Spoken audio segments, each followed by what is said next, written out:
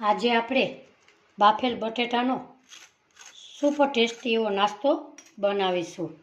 આજની મારી રેસીપી ગમે તો એક લાઈક ને એક સબસ્ક્રાઈબ જરૂરથી કરજો। હાલો, જય શ્રી કૃષ્ણ। મારા કિચનમાં બધાનું હાર્દિક સ્વાગત છે। આજે આપણે બાફેલા બટેટાનો એકદમ સરસ મસ્ત મજાનો નાસ્તો કરીશું। આ નાસ્તો બાળકોને ખૂબ જ ભાવશે અને લંચ બોક્સમાં તમે પણ આપી શકો છો। અહીંયા આપણે એક બાઉલ લેશું, એમાં બટેટાને ઉમેરી દઈએ, એને આપણે આવી રીતે ક્રશ કરી લઈએ, એકદમ સરસ મેશ કરી લઈએ। તમે ચોક્કસથી ટ્રાય કરજો, નાના બાળકોને ખૂબ જ એવા ભાવશે। આપણે અહીંયા બટેટા ક્રશ થઈ ગયા છે। 5 બટેટા લીધા છે, એને મેં બાફીને લીધેલા છે। હવે એમાં નાખીશું આપણે 1 ગાજર, એને મેં છીણીને લીધેલું છે। એમાં નાખીશું 1 લીલું મરચું, એને પણ કટ કરીને લીધેલું છે। એમાં નાખીશું ધાણા ભાજી, એમાં નાખીશું સ્વાદ પ્રમાણે મીઠું,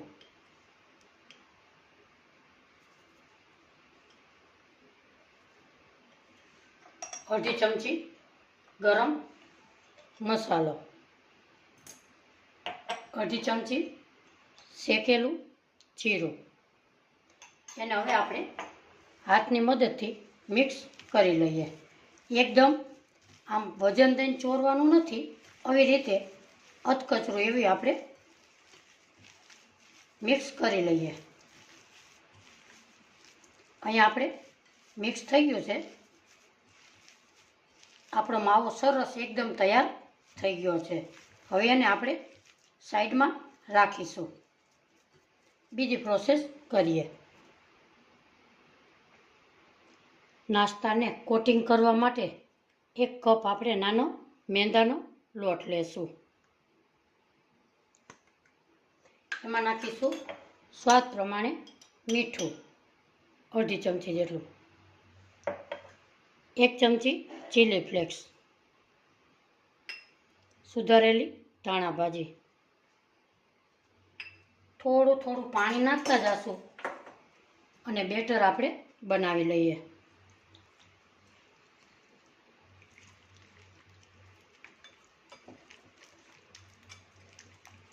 આપણે બેટર આપણું તૈયાર થઈ ગયું છે, એમાં ગાંઠા ન રહે એની આપણે ધ્યાન રાખીશું। આપણું બેટર એકદમ તૈયાર થઈ ગયેલું છે, બેટરને આવી રીતે આપણે રાખીશું। આપણું બેટર તૈયાર થઈ ગયું છે, હવે એને આપણે સાઈડમાં રાખી દઈએ। હવે આપણે એક ડીશ લેશું, એમાં આપણે મકાઈના પૌવાનો ક્રશ કરેલો ભૂકો લેશું, એમાં બ્રેડનો ભૂકો ઉમેરીશું, એને આપણે મિક્સ કરી લઈએ।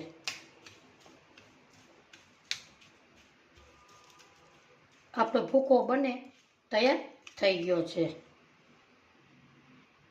હવે આપણે સુપર ટેસ્ટી નાસ્તાને શેપ આપી દઈએ।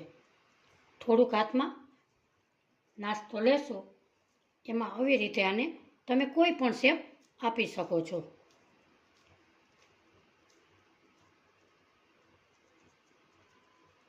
આપણે આવો શેપ આજે આપીશું, બીજું પણ બનાવી લઈએ।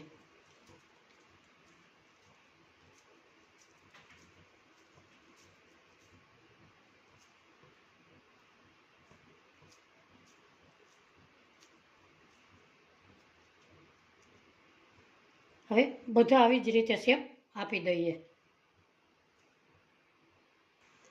અહીંયા આપણે સુપર ટેસ્ટી નાસ્તાને શેપ આપી દીધેલો છે। હવે તેલ ગરમ કરવા આપણે મૂકીશું। આપણું તેલ ગરમ થઈ ગયું છે, આપણે એક આવી રીતે લેશું અને આમાં ડીપ કરશું અને આમાં આપણે કોટિંગ કરી લઈએ। હવે આપણે તેલમાં મૂકીશું। આપણું તેલ એકદમ સરસ ગરમ થઈ ગયું છે, એને ફાસ્ટ ગેસે જ આપણે તળી લેશું। આવી રીતે આપણે તેલમાં બધાને સમાય એટલા એમાં મૂકી દઈએ. ગેસની ફ્લેમ ફાસ્ટ રાખીશું. આજની મારી નાસ્તાની રેસીપી તમને ગમે તો લાઈક શેર અને સબસ્ક્રાઈબ જરૂરથી કરજો. હવે 1 મિનિટ આપણે એને અડવાના નથી. થોડાક બ્રાઉન કલર થાય એટલે આપણે એને પલટાવીશું. હવે આપણે એને પલટાવી દઈએ.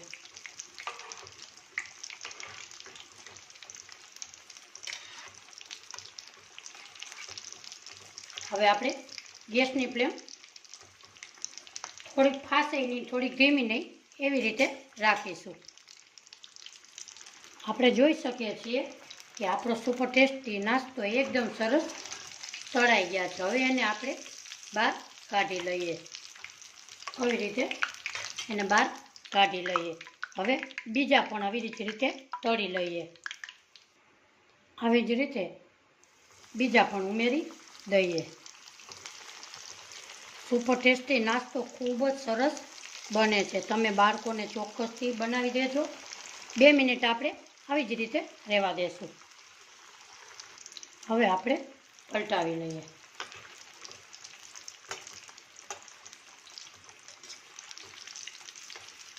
આવી જ રીતે બધાને પલટાવી લઈએ. આપણો ક્રિસ્પી નાસ્તો એકદમ તૈયાર થઈ ગયો છે. એને પણ આપણે બહાર કાઢી લઈએ. ગેસની ફ્લેમ બંધ કરી દઈએ અને સર્વ કરી લઈએ.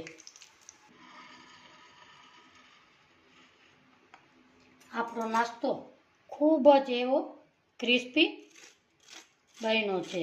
આજની મારી રેસીપી તમને કેવી લાગી કોમેન્ટ બોક્સમાં જરૂરથી જણાવજો. હા, તમને મારી રેસીપી ગમી હોય તો તમારા ફેમિલી મેમ્બર્સને જરૂરથી શેર કરજો. આવજો. જય શ્રી કૃષ્ણ. ફરી મળીશું એક નવી રેસીપી સાથે. Thank you.